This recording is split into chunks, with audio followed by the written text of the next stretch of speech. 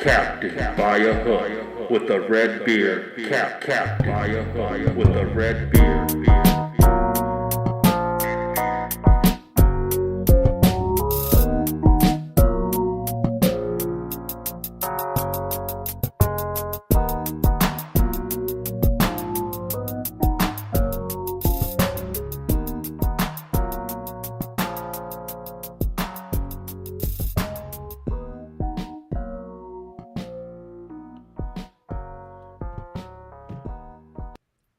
Yes, sir.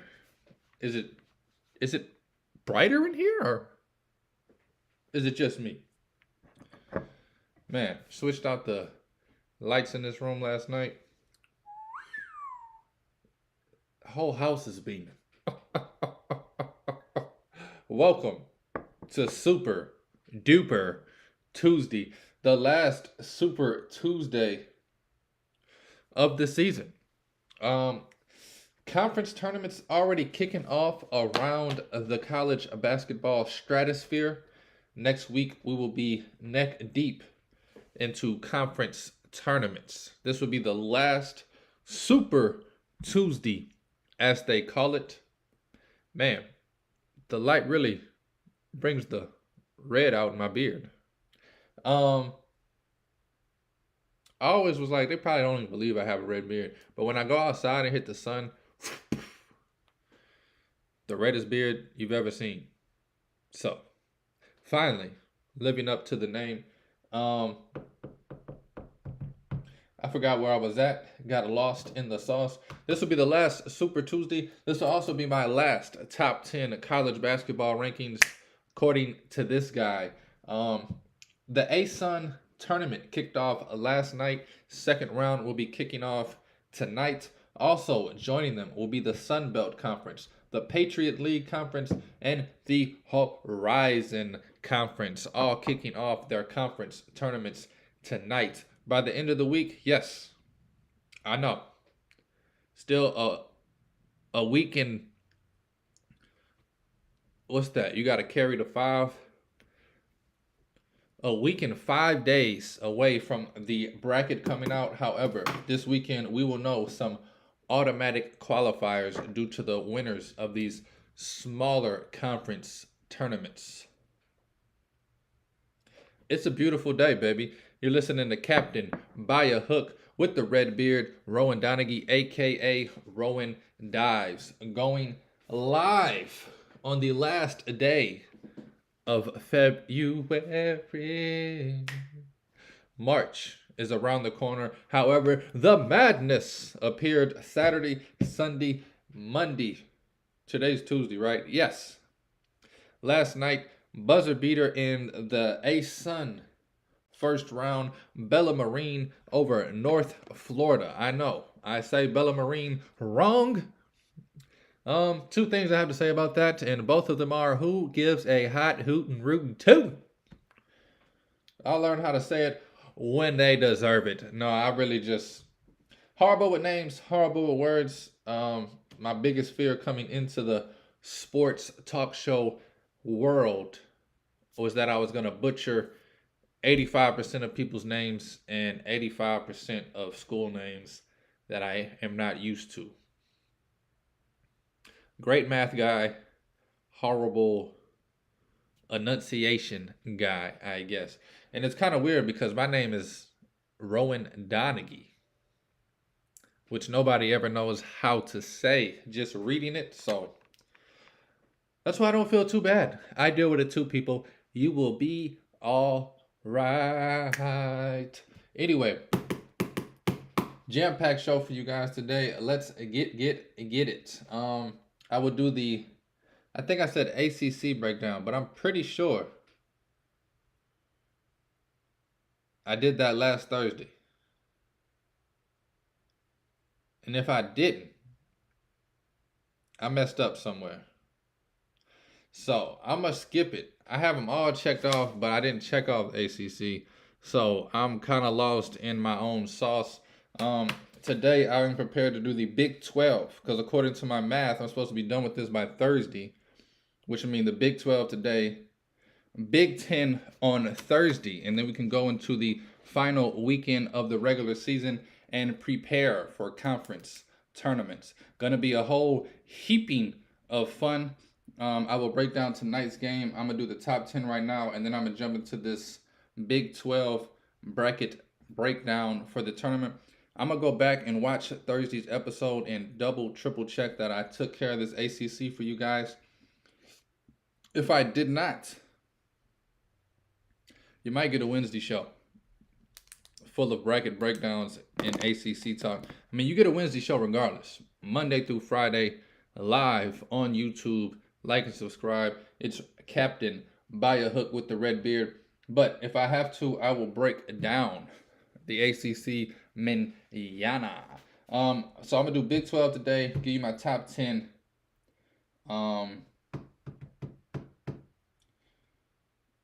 Yeah, I already talked about the tourneys.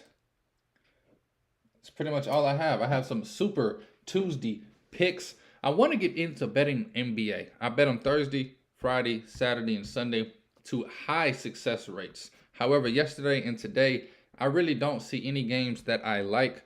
So it might be a little slow rolling back into the NBA groove.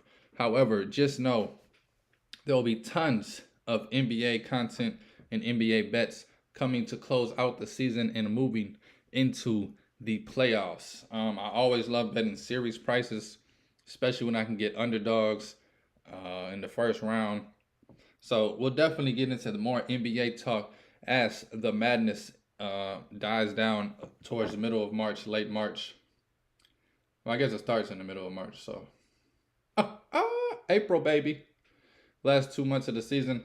I really am geeked. The New York Knickerbockers, my New York Knickerbockers, are flaming red hot coming out of the All-Star break. The acquisition for Josh Hart proving to be one of the best moves at the trade deadline. Of course, Kevin Durant takes all of the headlines for trade deadline. Huh? You see what because it rhymes, head and dead and lines on the end of both of them. Let's go into this top 10 college basketball rankings for the last time this season. It really don't matter no more. But hey, I'm gonna do it. You can tell it don't matter because yesterday the committee was like, nothing's changed in the top 5. We don't even care anymore. We're looking at this. They're trying to figure out how to make the worst bracket possible, is what I think. Last night, Oklahoma State losing to Baylor. Franklin Earl, appreciate you, dog. Best bet of the day was Baylor -1. They won convincingly. I cut the TV off with them up 20, about 4 minutes left. Went to bed. It was 10 o'clock, past my bedtime. Both Oklahoma State losing last night. Arizona State with the buzzer beater against Arizona on Saturday. According to Joe Lunardi, has taken the last spot in the tournament, which is a move I do like. However, there is a number of teams projected to be in the bracket, and it's projected to be some high seeds that I don't personally agree with. I will touch on a few of those teams in a minute.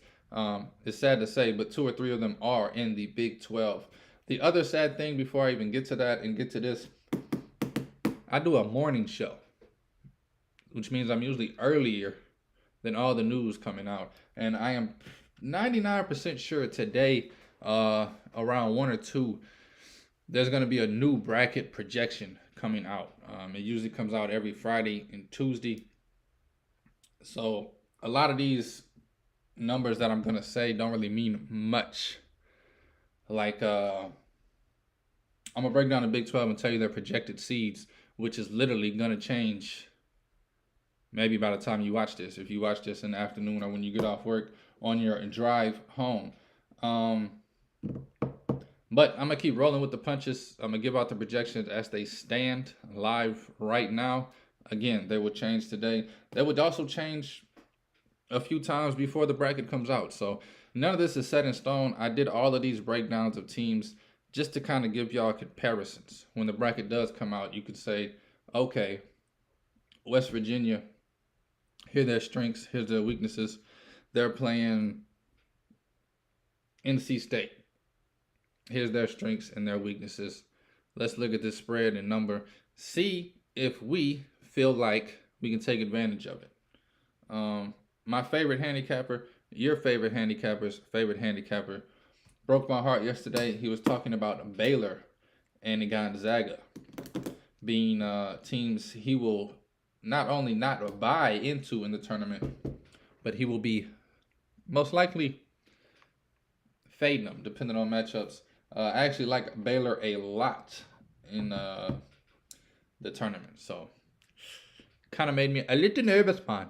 But hey, I'm not afraid to go head to head, even if it is one of my idols. Moving into this top 10, you're listening to Captain By a Hook with the red beard. At number 1, I switched it up a little bit, even though I shouldn't have. But on a 6-game winning streak, and finally, looking like the team they were expected to be, Kansas Jayhawks, baby. Let me put them at number 1 for this last ranking. 6 in a row winners. Literally over the last 2 weeks, they have went from a team that I thought was a little shaky to being one of my favorites to win the tournament. I am all over this Kansas team going into the tournament. Sorry, a little piece of hair knocked the whole keyboard cover off. Kansas, definitely number 1 team in the nation to me. Follow behind them at 2.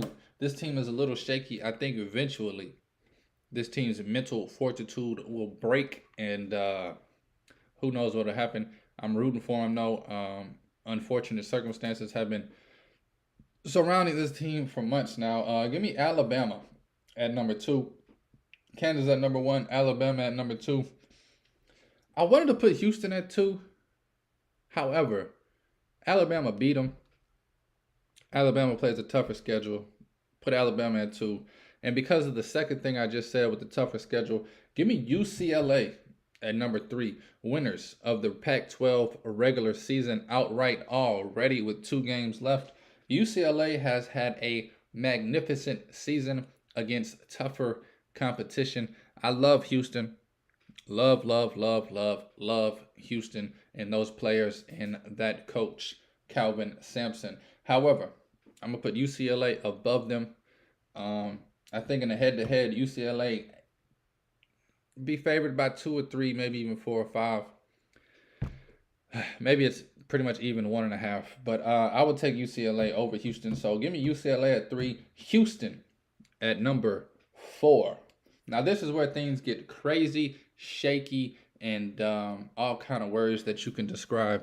I had no idea what to do with 5 through 10. I really don't. You can move these teams around anyway, and I'll probably be like, I see what you're saying. Give me Baylor at 5. I know. I think they're the most cohesive group right now. They have been dealing with injuries left and right. Not major injuries, just one of their main guys is out for a week. One of their main guys is out for a week. One of their main guys is out for a week. They've been having to put the pieces together. Hopefully, they can all get rolling and get healthy and get some... what's the word? Get some mojo and chemistry going in the conference tournament and go head first into the big tournament. So give me Baylor at 5. Now this one is crazy. I know. But I'll give you 2 reasons why I did it. This is what the rankings have them as. And I said, you know what? Screw it. Also, this team just made me a ton of money by switching my car insurance. I have a future on this team to win their conference at plus 2,000. And they're a 1 win away from doing that outright. They already have a share of it right now. Give me Marquette at number 6. Like I said, it is crazy. Not sure how much I believe in it. But there's really, once you get past 4, there's really no team that deserves 5, 6, 7, 8, 9, 10. There's 20 teams that you can put in those spots. All these teams this year are losing games. Big games. All these teams this year are just like I said, once you get past 4, Kansas, UCLA, Bama, and Houston, it's a free-for-all. So why not? Give me Marquette at 6. I couldn't think of anybody else to put there. UConn at 7. Again, I know. But the way UConn is playing of late, the way UConn started the season 14-0, I had them at number 1 at one point. I think this team is poised to do the dang thing. I really think they have too much talent to where they had to figure out how to really work together. Coach was really figuring out how to utilize the rotations and utilize the lineups. I think he's figured it out. I think the players have figured it out. I think this team is worthy of a top 10 spot. Give me UConn at number 7. At number 8, give me them Zaga boys, man. People counted them out in December, including myself. But all they have done is come back and still get a share of the West Coast Conference tournament. So hard to,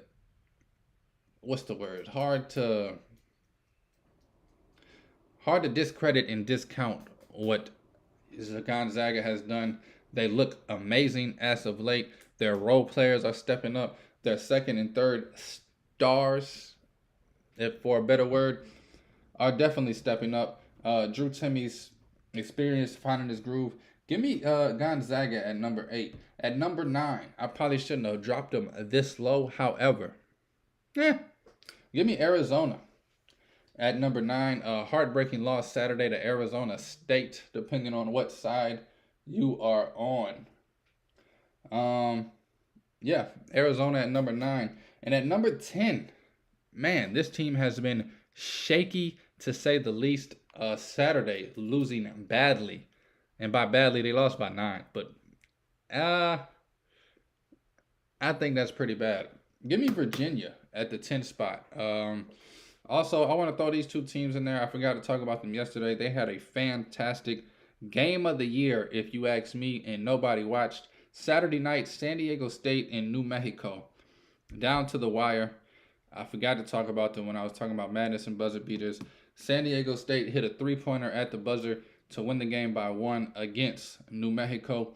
New Mexico, according to metrics and numbers, has been the best team in the month of February in the whole entire nation. I'm not sure what that means, but I wanted to talk about San Diego State and New Mexico as just teams that don't get enough respect and enough people talking about them. I have them at 11 and 12, even though that's not number 11. I just have them in parentheses under Virginia at 10.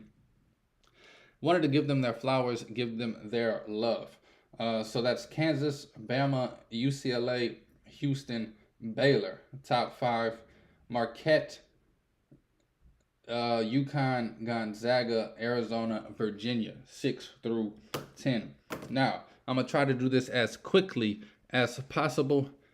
It's already 20 minutes in, so you know what that means. You're in for a riggedy ride. About to break down 7 teams out of the Big 12 for your bracket pleasure. I'm going to start off with TCU. TCU right now is projected to be a 6th seed. I like it. Don't love it. I think they should be 6 to 8, I guess, 6 to 9. Amazing defense, above average offense. I definitely think this team can and will have a run depending on matchups. I can definitely see TCU being second weekend team in the tournament. Now, with that being said, again, it's all according to matchups. They didn't really get punished due to their injuries. Right now, they are 19 and 10, only 8 and 8 in conference play, only 7 and 9 against Quad 1. From January 28th to February 25th, they are 1, 2, 3, 4, 5, 6. They're 3 and 6. Their last 9. So it's like they're not the most impressive team as of late. However, that was due to injury most part. That's why they haven't been punished by the board. 6th seed is a little high for them, but we'll see what they do these last 2 games. They have Texas tomorrow, Oklahoma on Saturday, and then the Big 12 tournament. I can see this team being a dark horse to win it. I mean, you got Kansas and Baylor, Texas. I think TCU is that 4th team in the Big 12 that can make a run in the tournament. Of course, you got Kansas State also. Another team, though, I really don't believe in too much. February 7th, Kansas State beat TCU by 21. Again, TCU's been dealing with some injuries. They got their players back and healthy. Let's see how they end the season. Their defensive efficiency is ranked 35th in the nation. Their offensive efficiency is 129th. Slow pace team, 222nd in pace. They have nothing that really jumps out at you when you're looking at metrics. A lot of stuff in the 50s, the 70s, the 80s range, and then a lot of stuff dead last, 333rd, 280th. So again, they're not a team that really scares anybody. 7-9 quad one, again, 8-8 in Big 12 play. TCU, with all that being said, I think this team is built for the tournament. I wouldn't be surprised if this team loses in the first round. I wouldn't be surprised if they lose in the second round.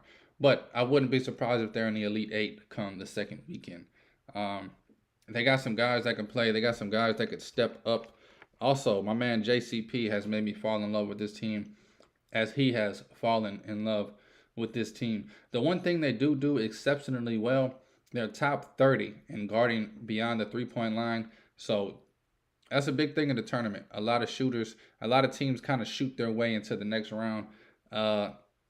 If you can guard that pretty well, run people off the line, force them into tough shots and the long twos, that's going to do well in the tournament. Also, they're 26th in the nation at turning over opponents.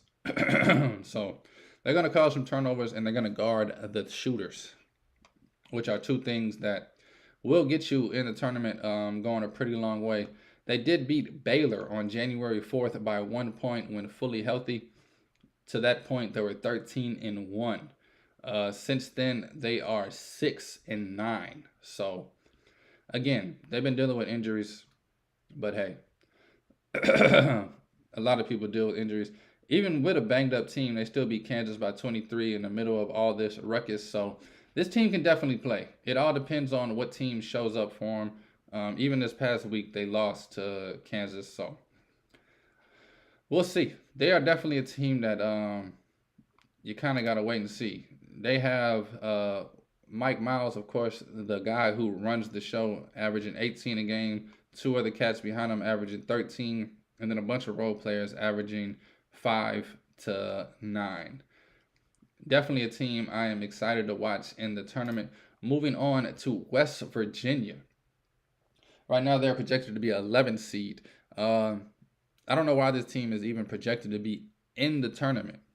17-13 record on the season.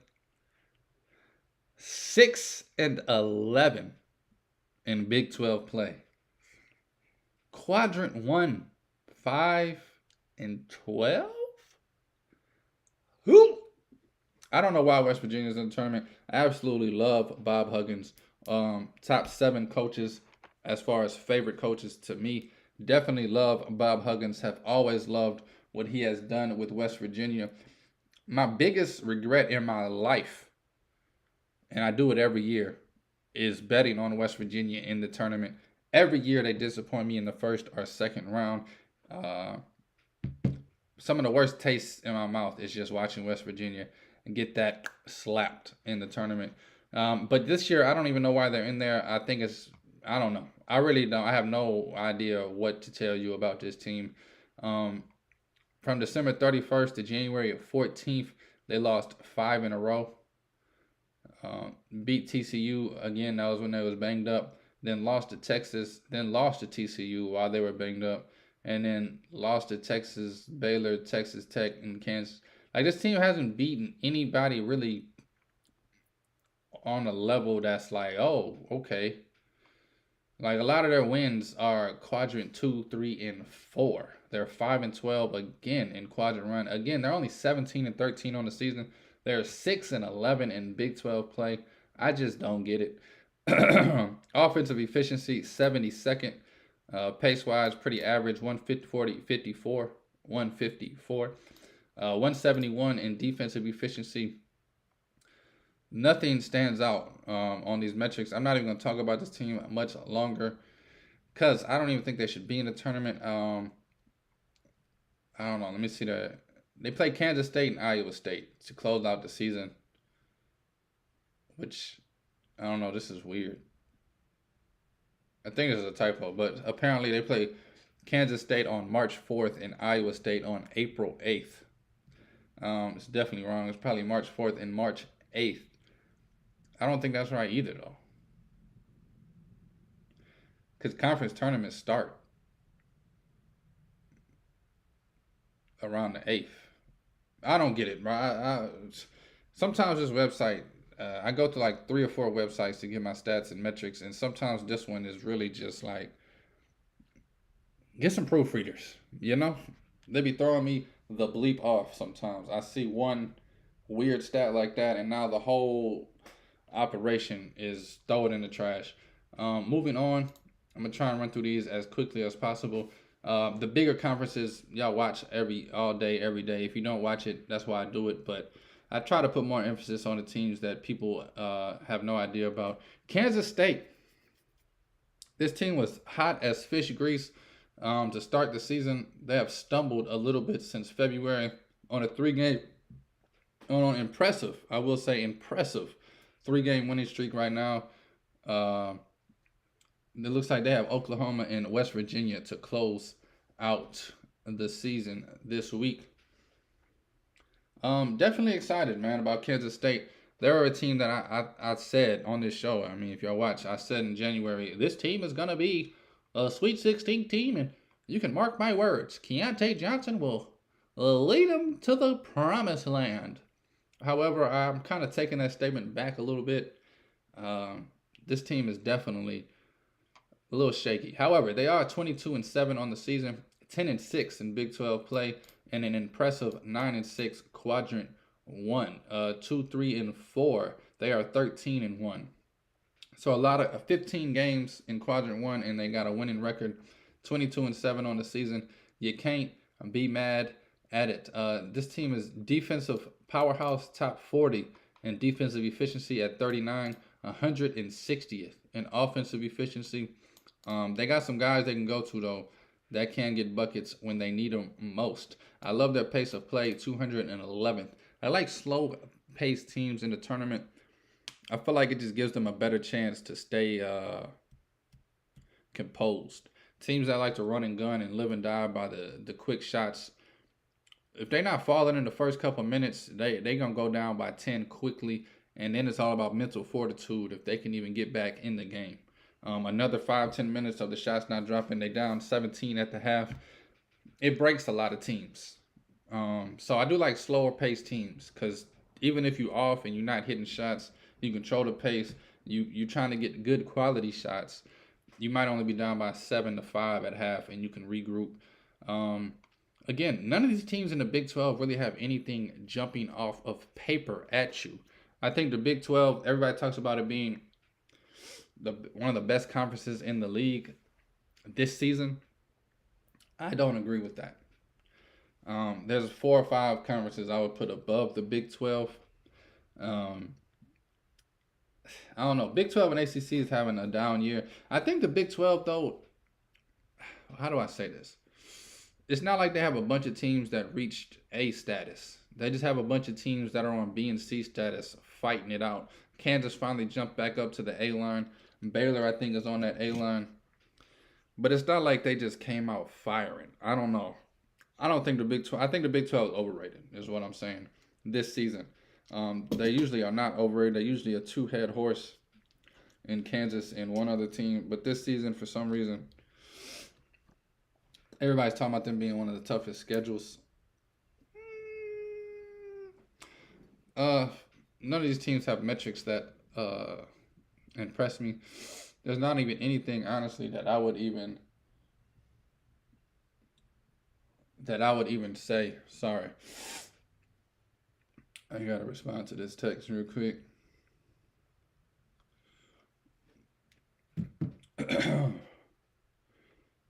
Woo, life's crazy. You don't know the half of it.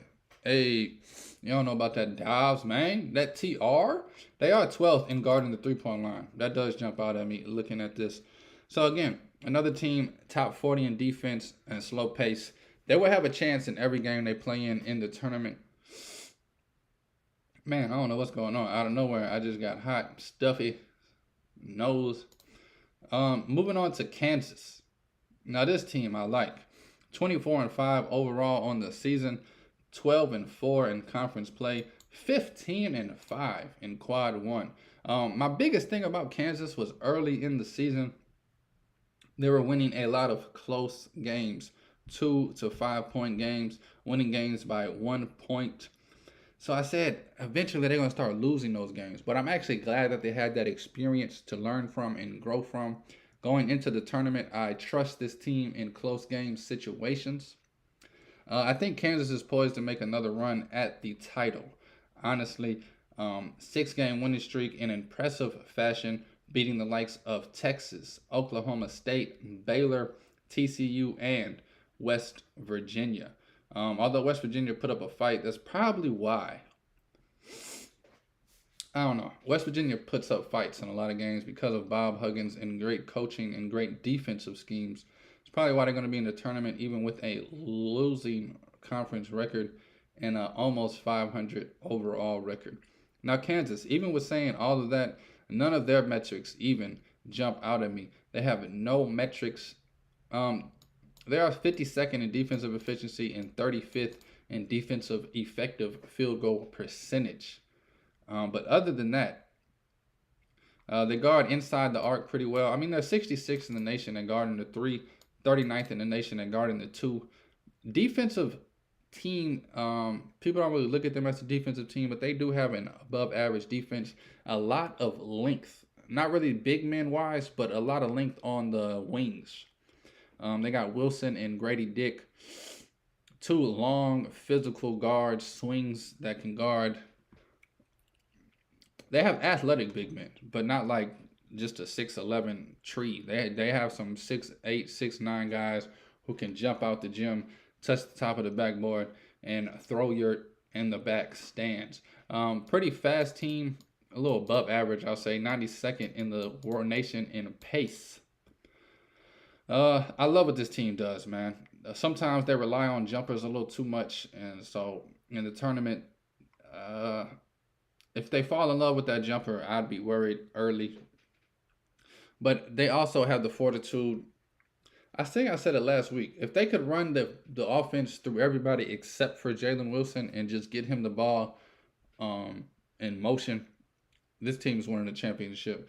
What they tend to do, though, is they'll give the ball to Wilson with 15 seconds on the clock, and for some reason he thinks he's Michael Jordan, and nobody else touches the ball until he jacks up a horrible percentage shot from beyond the arc.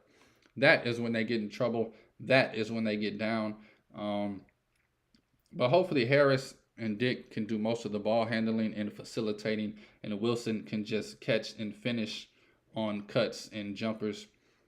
I know that's kind of harsh. I don't think Jalen Wilson is a one-on-one guy that you want. I mean, games on the line, give it to him. He's your best player. I just don't agree. That's what I'll say. He does average 19.6 points and 8.4 rebounds a game. Not taking anything away from the young man, but just watching him all season. Anytime he gets trigger happy and starts jacking up threes, the team kind of follows and they start jacking up threes. The ball goes to his side. It doesn't come back. Defense just gets to set and sit on him. I just think he needs to do a better job of it, penetrating and facilitating instead of trying to score 1-on-2 or 1-on-3 every time. My opinion, I think he's a fantastic talent. I just think mentally he's he'll get there, man. He should already be there, but I don't know. Kansas. Texas, another team that's fantastic metric-wise. Just lost a tough one this week to Baylor. They play TCU tomorrow. Will be another tough one. And then they finish the season with Kansas.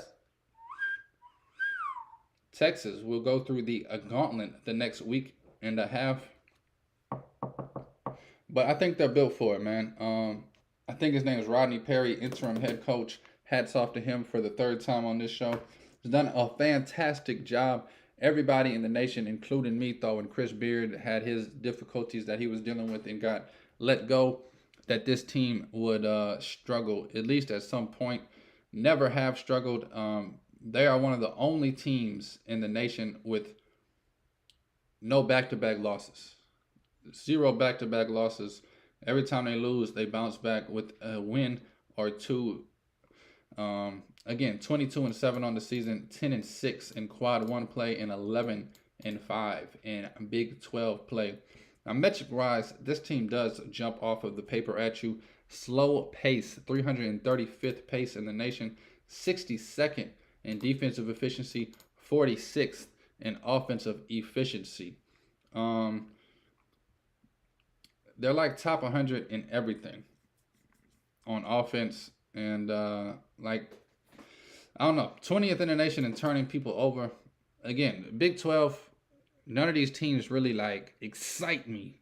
They got some solid teams that can play defense, slow the ball down, get some buckets. But none of these teams really are like, besides Kansas and Baylor, I could see Texas losing in the first round, and it wouldn't even bat an eye at it.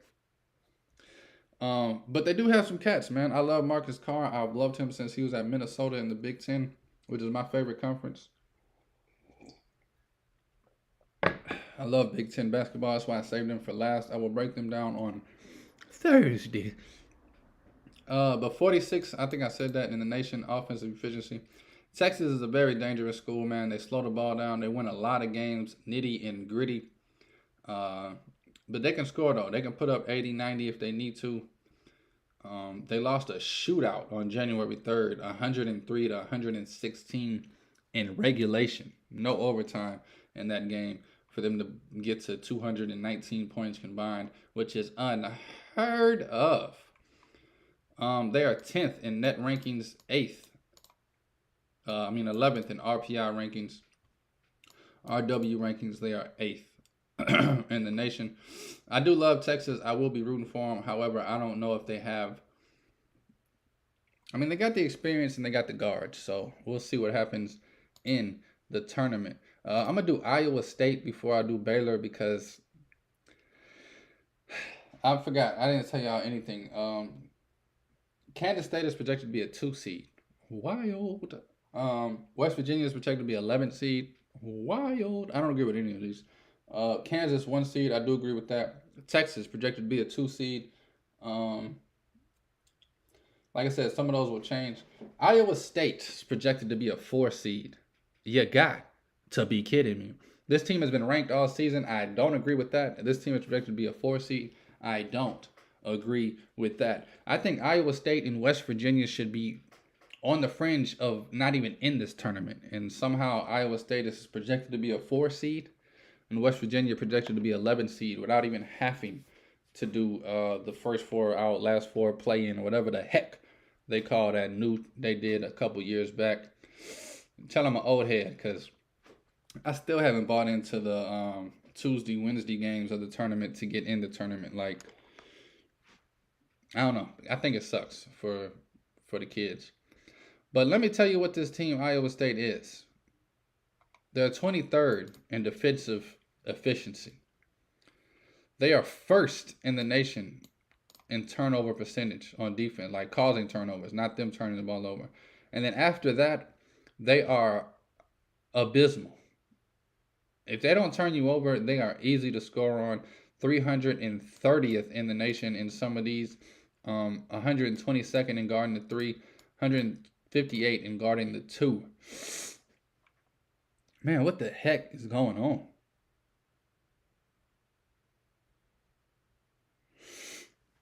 I feel like I'm in a tunnel, man. 218 in offensive efficiency. That's what I get for giving up cigarettes, man. Body is not liking it. Shit. All right, 17-12 overall record, 8-9 in conference record, 8-10 in quad 1 record. If this team was going to be in the tournament, they should be a 11 seed, 12 seed, 13 seed, not a 4 seed. Iowa State will lose in the first round. Mark my words. I got money right here, already ready with Iowa State's name on it. That's a joke, people. Moving on to Baylor, one of my favorite teams going into the tournament. I know a lot of sharps, a lot of pros. Again, my favorite handicapper, Ken Barkley, has said, this team is a paper tiger, whatever that means. As he explained it, I realized he was saying that they are not going to do well in the tournament. I beg to differ. I love this team. I love what they're doing. Even last night with their best player, quote unquote, usage wise, minutes wise, and points wise, out. They beat Oklahoma State on the road by 20. 22-8 overall. Been dealing with injuries left and right. 11-6 in conference play. 11-8 in quad 1.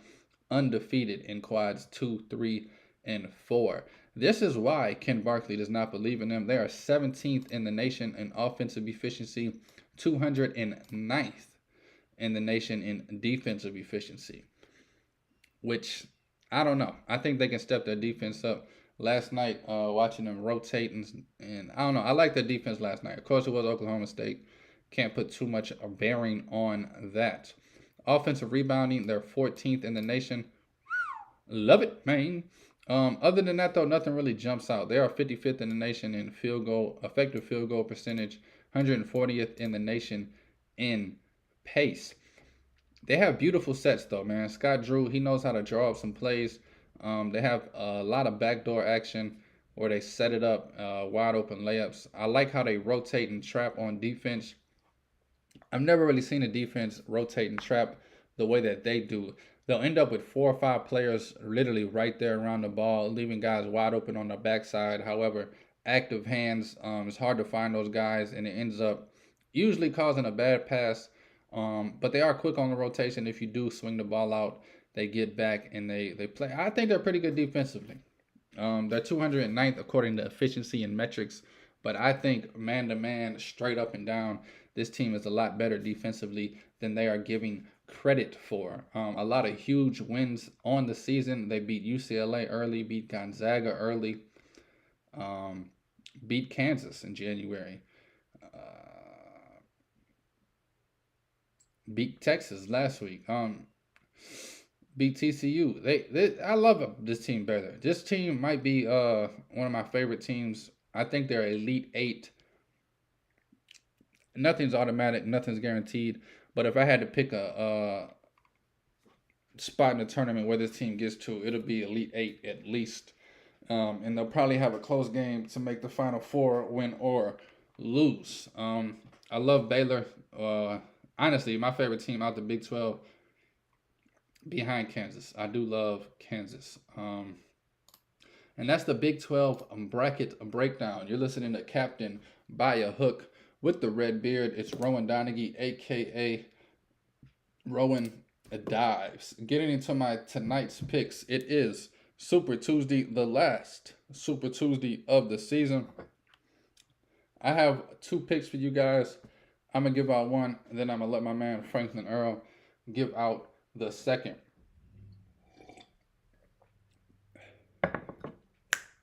Ding! Going to the SEC. Arkansas, baby, taking on Tennessee on the road tonight. Arkansas is 6.5-point dogs. I'm going to take it. I'm going to take the plus 6.5 for 2 or 3 reasons. Tennessee doesn't really blow out anybody. Arkansas is finally healthy. Arkansas is one of those teams that do late season runs. I guess it's hard to bet on the past, but I love this coach. I love this team. Love their fortitude. I think Tennessee is one of those teams that their offensive struggles, I think when it gets down to it, they struggle to put points up, period. If the shots don't drop early, this team's in for a long night. Give me Arkansas, man. A desperate Arkansas team. I think they'll be in the tournament regardless, but give me Arkansas trying to get some momentum, trying to get some cohesiveness going. Give me Arkansas plus 6 and a hook. I also think this number is just a little too big. Tennessee, again, not a team that usually blows people out. They are a defensive juggernaut, which we watched them shut down Alabama a few weeks ago. But give me Arkansas to at least keep it close. I think this game should be around 3. 6.5 seems like a stretch. So I'm going to take the points plus 6.5 on Arkansas. Love it, man. Now, I need somebody, anybody, hit me with the horns.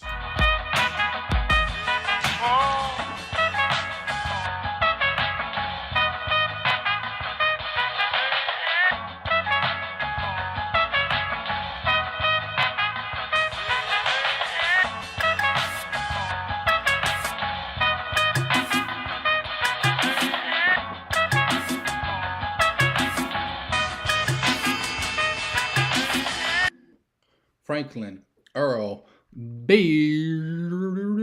Winterton with the best bet of the day. Take this bet with a little bit of bias. However, I love it. I bet this team every game since about 2007. I love this team. Syracuse is who I tell people my favorite team is, but people that are close in my circle, they know that Michigan State is my real favorite team.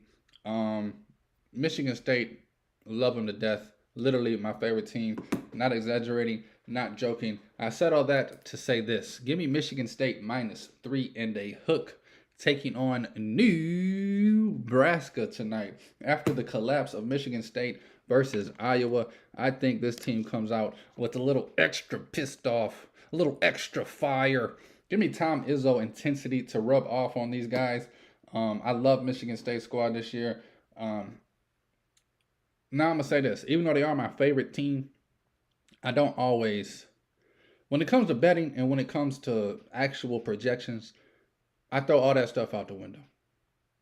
But I do love Michigan State as a dark horse to make it to the Elite Eight, Final Four, something like that.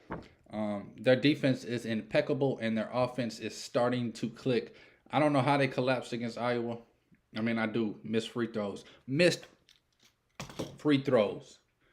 Hate missed free throws, man. Hoggard makes that free throw at the end of the game. They probably have the W.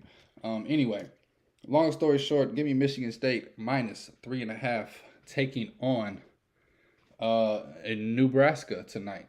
Let me double check one thing real quick, and then I'll close this show out. Michigan State's on the road. I was about to say at home, definitely love them. But give me Michigan State as road favorites tonight in the late game, -3.5 as the best bet of the day.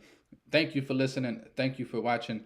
Thank you for the love. This is Captain By a Hook with the red beard, Rowan Donaghy, a.k.a. Rowan Dives. Please, please take all wagers at your own risk, and please, please gamble responsibly.